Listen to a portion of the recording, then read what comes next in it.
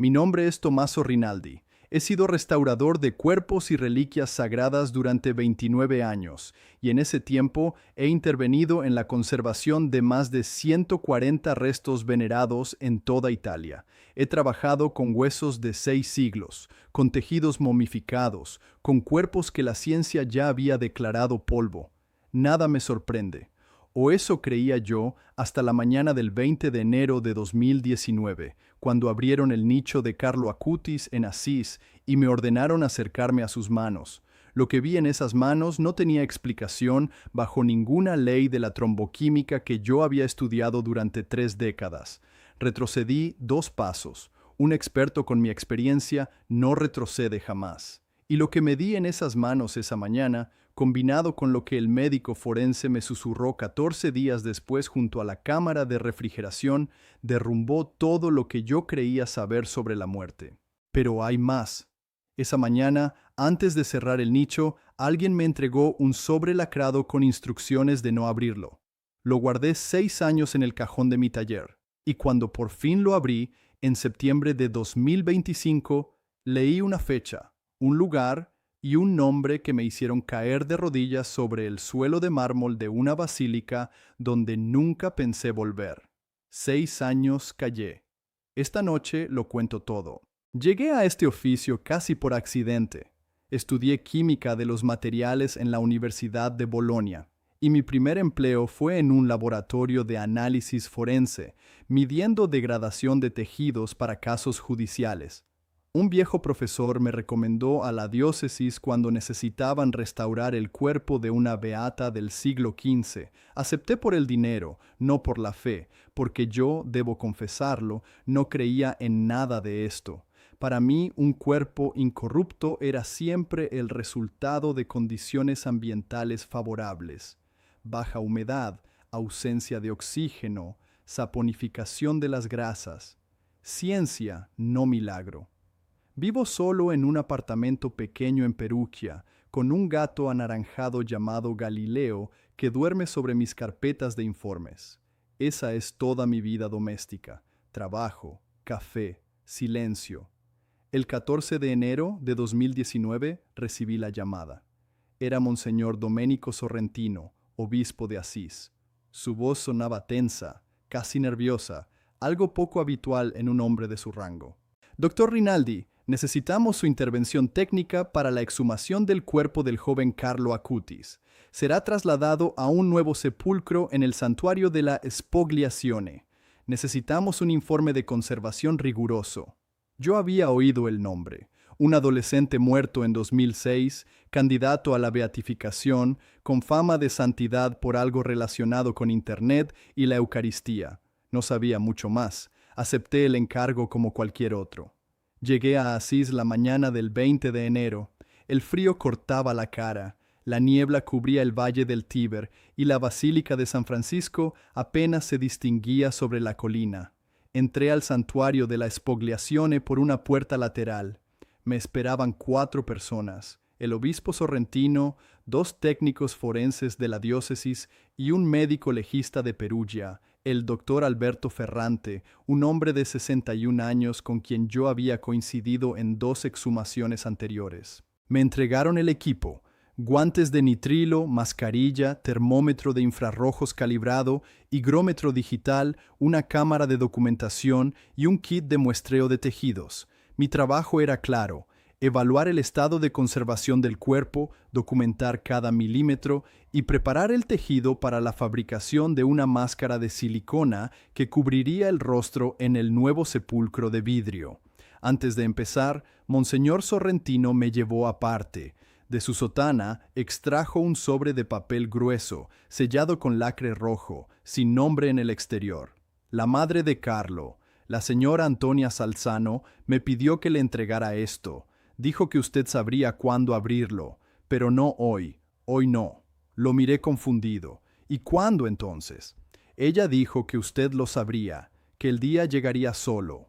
Guardé el sobre en el bolsillo interior de mi abrigo sin darle importancia. Pensé que era una superstición de madre doliente. Pensé que lo abriría esa misma noche en el hotel. Pero yo aún no sabía lo que me esperaba. Bajamos a la cripta. El nicho de Carlo Acutis estaba sellado con una placa de mármol y detrás una urna de zinc soldada. Los técnicos cortaron la soldadura con una herramienta de precisión durante casi 40 minutos. El olor que esperaba, ese olor dulzón y penetrante de la descomposición avanzada que conozco demasiado bien, no apareció. Anoté esa primera anomalía en mi cuaderno: ausencia total de olor cadavérico a 12 años y 3 meses del fallecimiento. Lo racionalicé de inmediato. El zinc sellado al vacío puede retener gases. La temperatura constante de la cripta, unos 12 grados centígrados, ralentiza los procesos. Nada extraordinario. Ciencia. Levantamos la tapa interior y ahí estaba el cuerpo del joven, vestido con vaqueros, zapatillas deportivas y una sudadera, tal como lo habían sepultado. El rostro estaba parcialmente deteriorado, como cabía esperar. Tomé nota. La conservación del rostro era buena pero no anómala. Había procesos de momificación natural en la piel facial, coloración oscurecida, retracción de los tejidos blandos, todo dentro de lo previsible. El obispo respiró aliviado. Entonces es conservación natural. Hasta ahora sí, respondí. Yo era el escéptico de la sala, el que ponía los pies en la tierra, y entonces llegué a las manos. El protocolo me obligaba a examinar las extremidades para evaluar si podían moldearse o si debían cubrirse. Aparté con cuidado la manga de la sudadera del brazo derecho y me detuve. La mano de Carlo Acutis estaba intacta. No quiero que se me malinterprete. Cuando digo intacta, no hablo de momificación. La momificación reseca, oscurece, endurece, retrae. Esto era distinto. La piel de los dedos tenía flexibilidad. El color era pálido, pero no negro. Las uñas estaban presentes y completas. Y bajo la lente de aumento que siempre llevo, vi algo que me hizo retroceder 2 pasos sobre el suelo de la cripta. Tuve que apoyarme contra la pared. El doctor Ferrante notó mi reacción. ¿Qué pasa, Rinaldi? No pude responder de inmediato. Acerqué el termómetro de infrarrojos a la mano. La temperatura de la cripta era de 12 grados centígrados. La temperatura de la superficie de la mano debería ser idéntica, o como mucho una décima por encima por el calor de nuestros cuerpos en la sala. Hice la primera medición, 18 grados con 4 décimas. Pensé que el aparato estaba descalibrado. Es la explicación más razonable. Un termómetro de infrarrojos puede dar lecturas erróneas si la superficie es reflectante o si hay humedad. Lo apunté hacia la pared de mármol. 12 grados con 1 décima, exactamente la temperatura ambiente. Lo apunté hacia mi propia mano enguantada. 29 grados. El aparato funcionaba perfectamente. Volví a la mano de Carlo. 18 grados con 4 décimas. Imposible, murmuré. Un cuerpo sin actividad metabólica, sin circulación, sin función celular, no puede generar calor. La termodinámica es absoluta en esto. Un cadáver alcanza la temperatura ambiente en cuestión de horas tras la muerte y permanece ahí para siempre. Llevaba 12 años muerto. Debía estar a 12 grados. Estaba a 18,4. Busqué la variable. Quizá una fuente de calor cercana, una lámpara, un foco de documentación. Pedí que apagaran toda la iluminación auxiliar y esperamos 15 minutos en penumbra, solo con una linterna fría de LED. Volví a medir. 18 grados con 1 décima. Había bajado 3 décimas, pero seguía a 6 grados por encima de lo físicamente posible. El doctor Ferrante, que había sido escéptico como yo durante toda su carrera, tomó su propio termómetro clínico de contacto, un instrumento completamente distinto al mío, fabricado por otra empresa, calibrado en otro laboratorio. Lo colocó sobre el dorso de la mano de Carlo. Levantó la vista hacia mí. Tenía la cara pálida. 17 grados con 9, dijo. Mi termómetro dice 17,9. 2 instrumentos independientes. 2 profesionales escépticos. El mismo resultado imposible. Y entonces hice lo que el protocolo me prohibía. Me quité el guante de la mano derecha. Necesitaba sentirlo con mi propia piel, porque mi cerebro se negaba a aceptar los números. Toqué el dorso de la mano de Carlo Acutis con la yema de mis dedos desnudos. Estaba tibia. Las rodillas me cedieron. Tuve que agarrarme al borde de la mesa de acero. El sudor me corría por la espalda a pesar de los 12 grados de la cripta. Mis manos temblaban de tal modo que dejé caer el termómetro, que rebotó contra el suelo con un golpe metálico que resonó en toda la cámara. Un hombre que ha tocado más de 140 cadáveres sabe lo que es la piel muerta. Es fría, siempre, sin excepciones. Es la frialdad más absoluta que existe, porque es la ausencia total de vida. Yo había metido las manos en pechos abiertos, había sostenido órganos, había palpado tejidos de 6 siglos. Nunca, ni una sola vez, había sentido calor en un muerto. La mano de aquel joven estaba tibia como la de alguien que duerme. Pero lo que descubrí después fue aún más inexplicable. Salí de la cripta tambaleándome. Necesitaba aire. El doctor Ferrante salió detrás de mí. Nos quedamos los dos en el claustro helado, sin hablar, viendo salir el vaho de nuestras respiraciones. Él encendió un cigarrillo con las manos temblando. «Rinaldi», me dijo al fin, «llevo 34 años haciendo autopsias. He estado dentro de más de 5,000 cuerpos. Lo que acabamos de tocar ahí abajo no es un cadáver, pero tampoco es un vivo. No sé qué es. Esa noche no abrí el sobre. No pude. Lo dejé sobre la mesilla del hotel y lo miré durante horas, sin atreverme a tocar el lacre. Algo dentro de mí, algo que mi formación científica no sabía nombrar, me decía que ese sobre no era para esa noche. La señora Salzano había dicho que yo lo sabría, y por primera vez en mi vida decidí esperar. Al día siguiente regresé a la cripta. Tenía que completar el informe de conservación, y como buen escéptico necesitaba demostrar que lo del primer día había sido un error, una concatenación de fallos técnicos, una alucinación provocada por la falta de sueño. Repetí todas las mediciones con instrumentos nuevos, traídos esa mañana de Perugia, sellados de fábrica. Calibré todo 2 veces, documenté cada paso con fotografía y vídeo, y los números volvieron, tercos, imposibles. Pero esta vez encontré algo que la primera jornada, en mi estado de shock, no había observado. Tomé una muestra microscópica de tejido del dedo índice de la mano derecha, siguiendo el protocolo para análisis de conservación.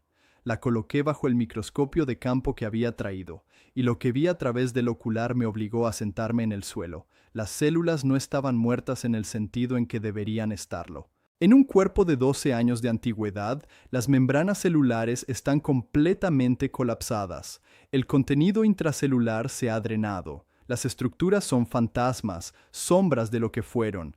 Es la regla, es la biología. Lo he visto miles de veces. Las células del dedo de Carlo Acutis tenían las membranas íntegras, definidas, con bordes nítidos, como tejido obtenido de una biopsia de un paciente vivo y fijado horas antes.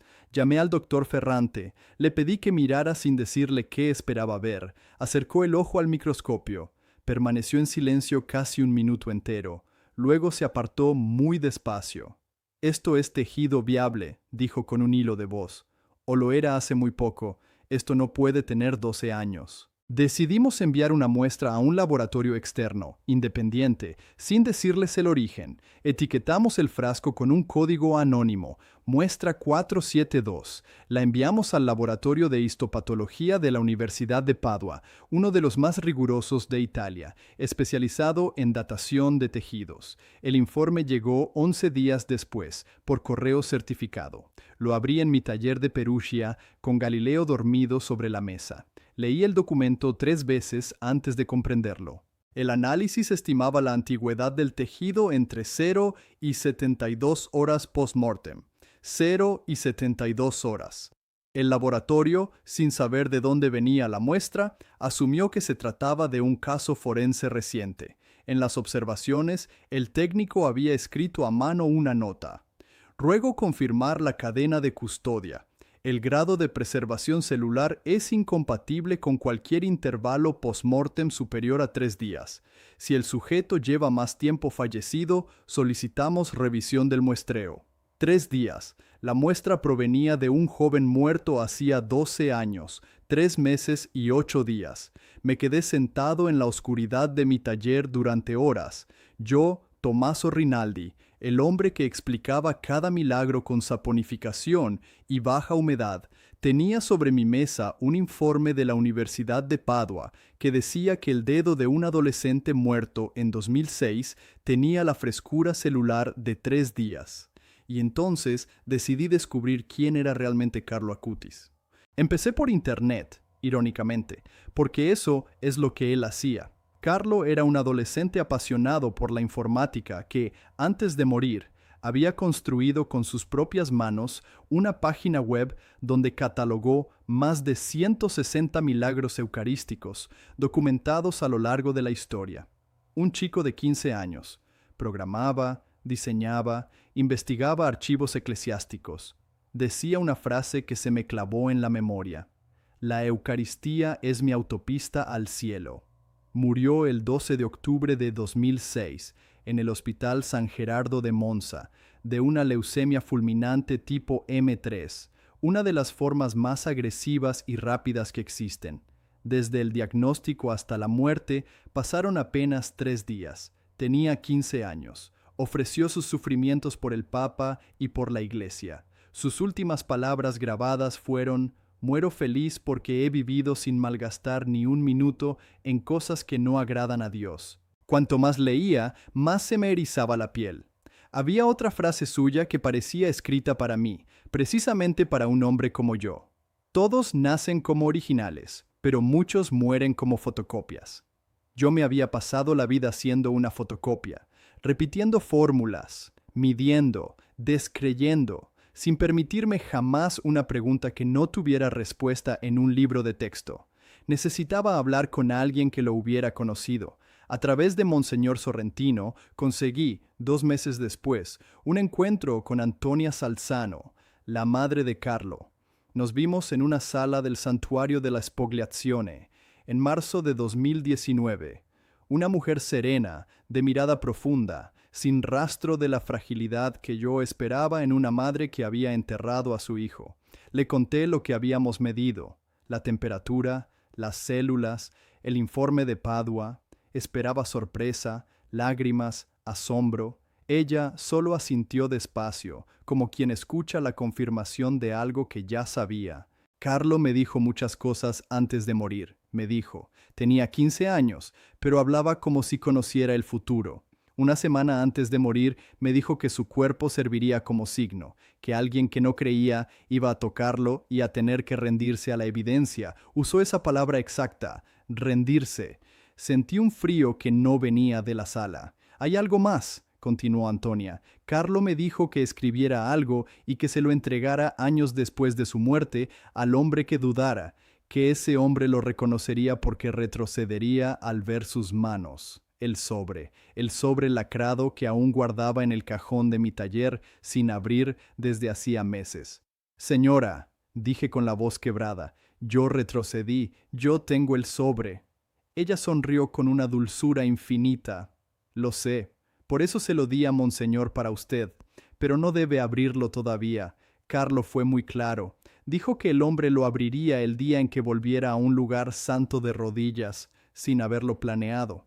Ese día, y no antes. Le pregunté qué significaba eso. No quiso explicarlo más. Solo me dijo que confiara, que Carlo nunca se equivocaba en estas cosas, y que cuando llegara el momento yo entendería cada palabra. Salí de aquel encuentro convertido en otro hombre, aunque todavía me resistía. Guardé el sobre en el cajón bajo llave, y durante años lo miré cada mañana, sin atreverme a romper el lacre rojo.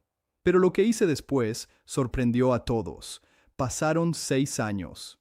La beatificación de Carlo Acutis llegó el 10 de octubre de 2020 en plena pandemia, y yo la seguí por televisión desde mi apartamento de Perugia con Galileo en el regazo. Seguí trabajando, seguí restaurando, pero algo en mí había cambiado para siempre. Empecé a entrar en iglesias, no a rezar, todavía no, pero a sentarme en silencio, a preguntar. Y entonces, en agosto de 2025, ocurrió el evento que lo cambió todo. Estaba en mi taller un mediodía de calor sofocante cuando sentí un dolor punzante en el pecho que me bajaba por el brazo izquierdo. Conozco mi cuerpo. Supe de inmediato que era grave. Alcancé el teléfono y llamé a emergencias antes de desplomarme sobre el suelo junto al cajón donde dormía el sobre. Infarto agudo de miocardio. Me trasladaron de urgencia, pero el hospital de Perugia estaba saturado por un accidente múltiple en la autopista esa mañana. La ambulancia tomó una decisión que yo no controlé. Me derivaron a otro centro, más al norte, con unidad de hemodinámica disponible. Desperté 2 días después en una cama de hospital, confundido, débil, con un catéter en la muñeca. Una enfermera revisaba mi suero. Le pregunté con la voz pastosa dónde estaba. En el Hospital San Gerardo de Monza, me respondió. Le pusieron 2 stents. Tuvo mucha suerte de llegar a tiempo. San Gerardo de Monza. El mismo hospital donde Carlo Acutis había muerto el 12 de octubre de 2006. El mismo edificio. Yo no lo había elegido. Una saturación de urgencias, un accidente en la autopista, una decisión de un conductor de ambulancia que no conocía mi historia. La cadena de azares me había depositado con el corazón roto, exactamente en el lugar donde todo había empezado. Pregunté en qué planta estaba. La enfermera consultó la pizarra. Planta 4, cardiología. Sentí que el aire se me escapaba de los pulmones. Le pedí al personal que recuperara mis pertenencias del taller. Mi vecina, que tenía una copia de mi llave para cuidar a Galileo, me trajo al día siguiente una bolsa con mis cosas. Le había pedido una sola, el sobre del cajón. Estaba en la cama, solo, con la luz de la tarde entrando por la ventana de la planta 4 del San Gerardo de Monza. Recordé las palabras de Antonia Salzano.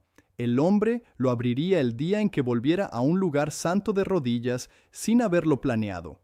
Y comprendí, con un escalofrío que me recorrió toda la columna, que un hospital donde había muerto un santo es también un lugar santo, y que yo había llegado allí postrado, casi de rodillas ante la muerte, sin haberlo planeado jamás. Era el momento, lo supe con una certeza absoluta. Rompí el lacre rojo con dedos temblorosos.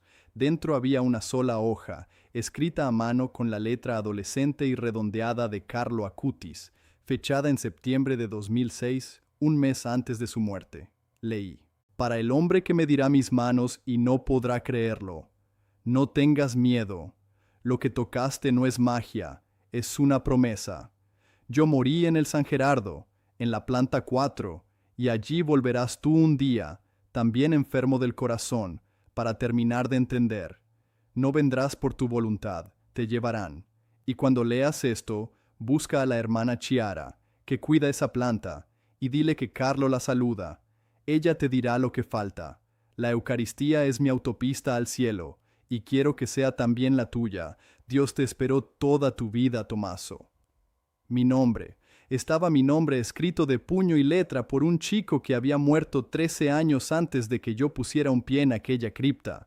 Un chico que nunca me conoció, que escribió mi nombre, el hospital exacto, la planta exacta y la enfermedad exacta de mi corazón, un mes antes de morir, en septiembre de 2006. El papel se me cayó de las manos, y por primera vez en 56 años de vida, en 56 años de razón, de fórmulas, de escepticismo blindado, me derrumbé. Me deslicé de la cama hasta quedar de rodillas sobre el suelo frío de la planta 4, con el catéter aún en la muñeca, y lloré como no había llorado nunca. Lloré por todos los años de fotocopia. Lloré por el hombre que había tocado lo imposible y se había negado a inclinarse. Toqué el timbre. Cuando entró el personal, pregunté con la voz rota si trabajaba allí una hermana llamada Chiara. La enfermera me miró extrañada. «Sor Chiara». «Sí, es la religiosa que asiste espiritualmente a esta planta desde hace más de 20 años». «¿Cómo la conoce?» No supe qué responder. Sor Chiara vino esa misma tarde, una mujer mayor, de manos arrugadas y ojos muy claros. Le mostré la carta. Le dije que Carlo la saludaba. Ella se llevó la mano al pecho y se sentó al borde de mi cama, temblando. «Yo cuidé a Carlo en sus últimos días», me dijo en voz muy baja. «Estuve con él la noche que murió. Me pidió una cosa antes de irse. Me dijo: hermana, un día vendrá a esta planta un hombre que tocó mis manos y no creyó. Llegará enfermo del corazón. Cuando le pase, dígale esto de mi parte». Y me hizo memorizar una frase. La he repetido cada día durante 19 años, esperando que llegara este momento, sin saber si llegaría. Le rogué que me la dijera. Sor Chiara me tomó la mano, la misma mano con la que yo había medido la temperatura imposible de un muerto, y pronunció las palabras que Carlo Acutis había dejado para mí 18 años atrás. Dile que los originales no se miden con termómetros, dile que ya está vivo de verdad, y dile que nos veremos en la autopista. Hoy, mientras grabo este testimonio, han pasado pocas semanas desde aquella tarde en la planta 4 del San Gerardo de Monza.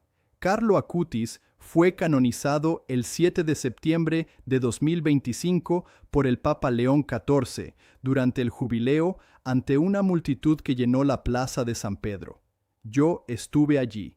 Viajé a Roma todavía con la cicatriz reciente del catéter y me arrodillé entre miles de personas cuando proclamaron santo a aquel chico que escribió mi nombre antes de morir. He cerrado mi taller de restauración, no porque haya perdido la fe en la ciencia, sino porque he encontrado algo más grande que la ciencia podía medir pero nunca explicar.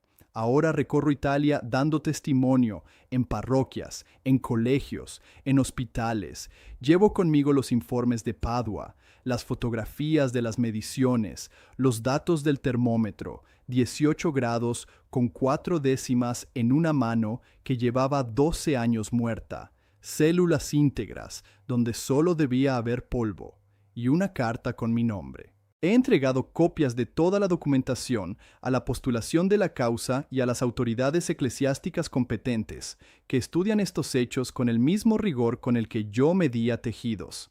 Quiero dejarles las palabras con las que cierro cada testimonio que doy, las palabras que nacen de un hombre que se pasó la vida tocando muertos y nunca había tocado la vida verdadera hasta los 56 años. Yo medí la muerte durante 29 años con los instrumentos más precisos que existen, pero hubo una mañana de enero en que la muerte se negó a obedecer mis instrumentos y tuve que rendirme. Carlo Acutis no me convenció con un argumento, me convenció con una temperatura que ningún libro podía explicar y con mi nombre escrito por la mano de un niño que jamás me conoció. Hoy sé que somos llamados a ser originales, no fotocopias, y que la única medición que importa es la del corazón cuando por fin se inclina. Dios me esperó toda la vida y me encontró de rodillas en la misma planta donde un santo de 15 años decidió esperarme. Si este testimonio te ha marcado tanto como marcó mi vida, te pido que te suscribas y compartas este video con alguien que necesite escucharlo. Las huellas del cielo están en todas partes, solo hay que saber mirar.